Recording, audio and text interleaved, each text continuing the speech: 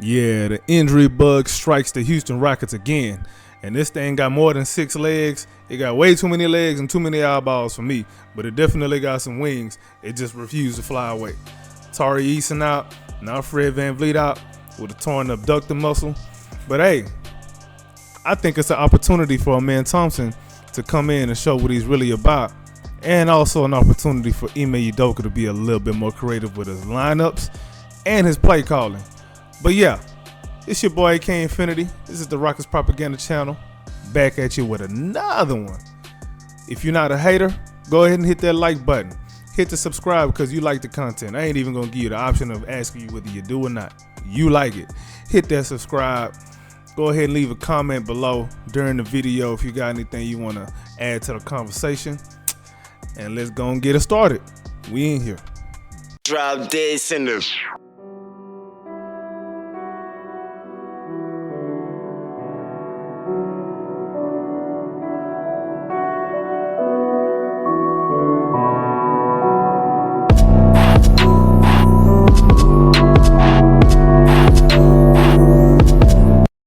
Quick housekeeping note. Just did another episode of the Shooting the Ish podcast. I had my man Space Ghost from the Rockets Chop Shop on with me. Video just dropped on Sunday. Be sure to go check that one out. Welcome back to all my new subscribers. Appreciate y'all for coming back, showing some love on the channel again. And let's go ahead and get into it, man. These are kind of my thoughts on the Fred VanVleet news and what I think is maybe a silver lining. So obviously we didn't heard the news. Fred VanVleet, he got a torn abductor. Ime Udoka done ran that man into the ground, man. We've been saying it all season. If you've been on this channel, you know we kind of been saying it. Fred it's only a matter of time before he get nicked up. It's only a matter of time. You know what I'm saying? So we are here now.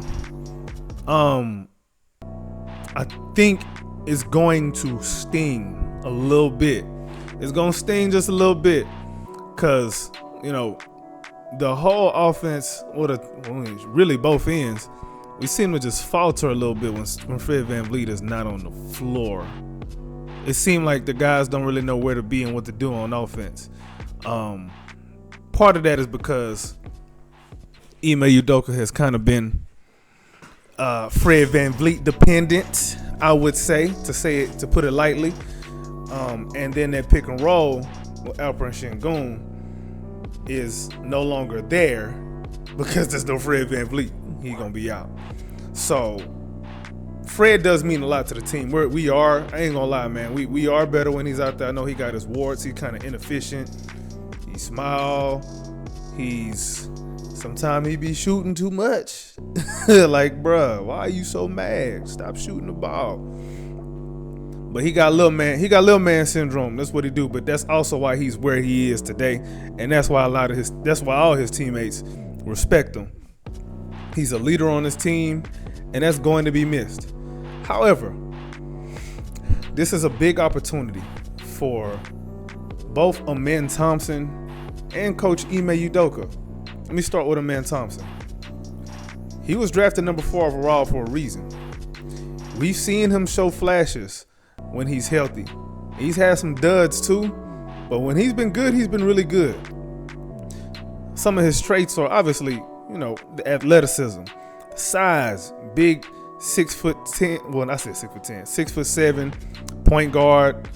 They say he about 210. He look a little bigger than that to me, but we're gonna go with that. Big 210, 6'7" point guard, athletic as whatever the hell. Stupid on defense. Like, dude, you don't never see him like make a bad rotation. You don't really see a lot of stupid and dumb fouls from him.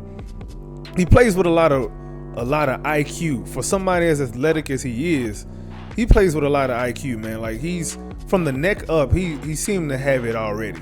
He's good right there. He just doesn't have the most experience right now, and the jumper is not exactly NBA level if we're gonna be frank about it. Now, I'll say this though. as bad of a shooter as he is, I actually expected his free throw shooting to be like in the 40s or 50s. He's shooting in like the mid 60%. I don't know the number off the top of my head. Y'all can look that up and let me know in the comments down below. But as of this video, he's shooting in the mid 60s percentage-wise from the free throw line. From the 3-point line, we're not gonna go there. But he's good finishing in the paint. His court vision is really nice. He's made some passes this season where it's like, bruh, nobody else on this team can make this pass. So with all that being said, and another thing too is when he's on the floor, we play a whole lot faster and we run a more balanced offense instead of just the old tried and true pick and roll with Fred and Şengün. So now when Amen Thompson's in the game, we've seen a lot more dumping it off to Şengün in the post and then Amen being a cutter. I think that's been a good, I've seen some good signs of that being something that we can go to a little bit. The chemistry between Amen Thompson and Şengün is still growing, it's still on the rise. It ain't where you want it to be yet, but obviously one's a rookie, one's a third-year player. You know, they'll still grow. I think they'll grow together and be a good 1-2 punch in the long run. But right now is the time to kind of, plant the seeds for that and see what that can look like down the road. His floor generalship, speaking of Amen Thompson still, his floor generalship isn't exactly there quite yet. A lot of times Ime has been kind of running him out there really as a wing or like a point forward.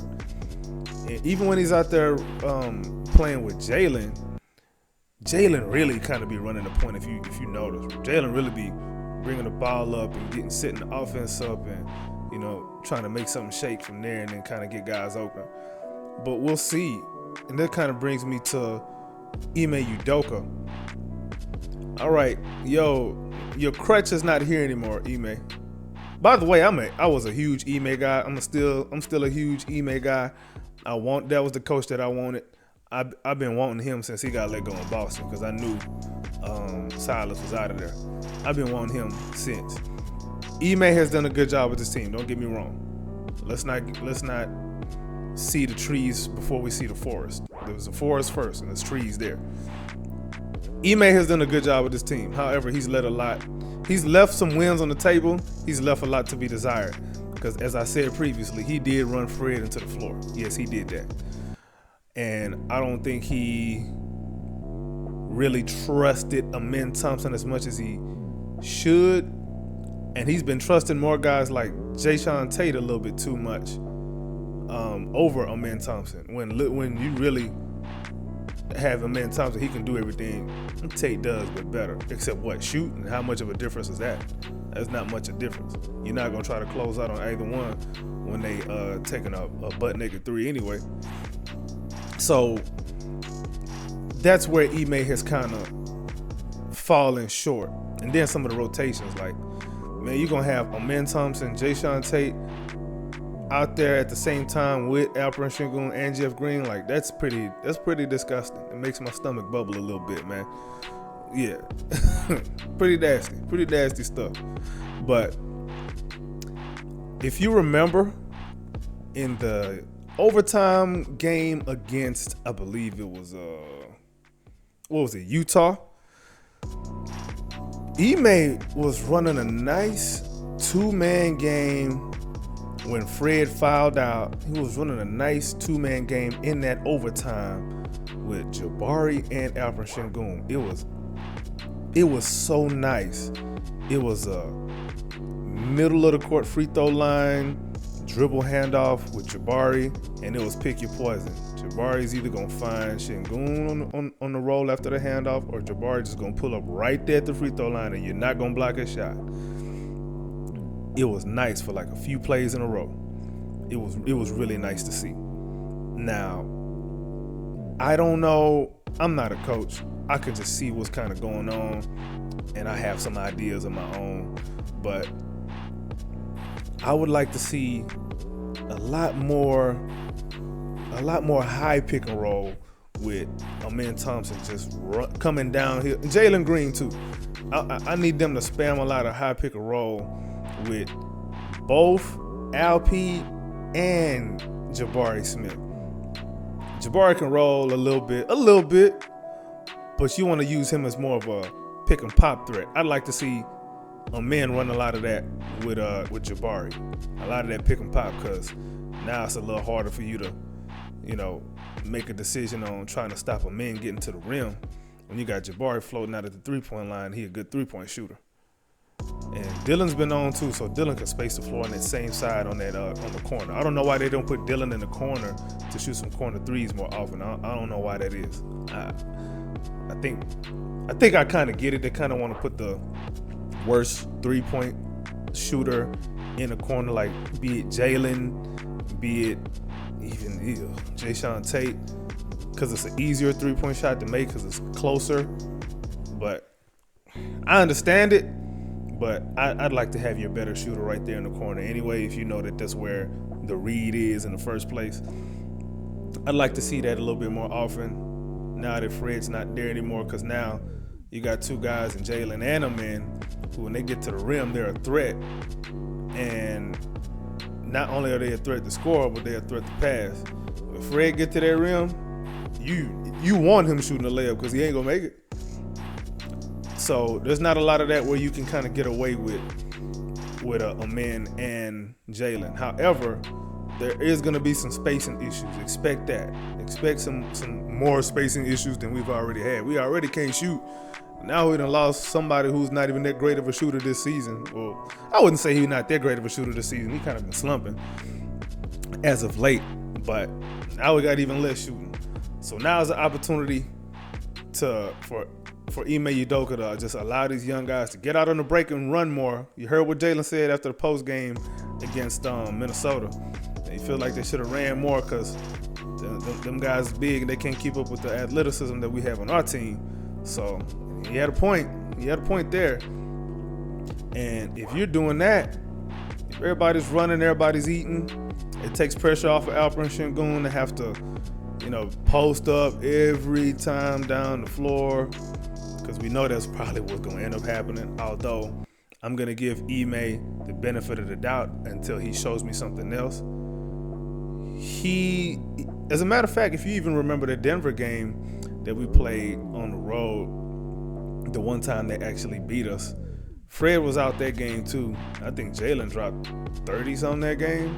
Jalen had a good game, but we played a lot faster. We got on a break a little bit more, caused some turnovers. I'd like to say we can expect a little bit more of something similar. But that's all I got right now. Game tomorrow. We'll see. We're gonna test out this. We're gonna test drive this new, I guess, short-term new look offense. We're gonna see what that look like for a little bit.